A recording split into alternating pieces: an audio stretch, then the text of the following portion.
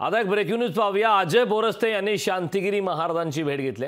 सिडको परिसरातील सिद्धिविनायक मंदिरात ही भेट घेण्यात आलेली आहे।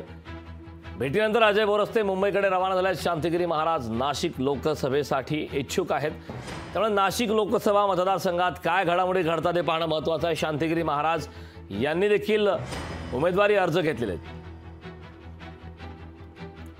बाबाजी परिवार हा खूप मोठा आहे आणि नाशिक जिल्ह्यात सुद्धा 2-2.25 लाखाच्या आसपास त्यांचे भक्तगण आहेत आणि हे सर्वजण ज्याला आपण म्हणतो की ते हिंदुत्ववादी मत आहेत आणि याही पलीकडे निस्वार्थपणे काम करणारे हे योगी आहेत।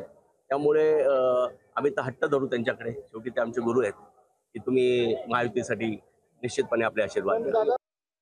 या बातमीनंतर या बुलेटिनमध्ये वेळ झालेली आहे छोट्याशा ब्रेकची। कुठेही जाऊ नका, पाहत राहा लोकशाही मराठी। आपण पाहताय लोकशाही मराठी।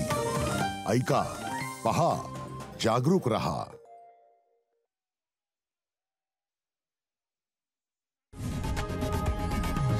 लोकशाही मराठी।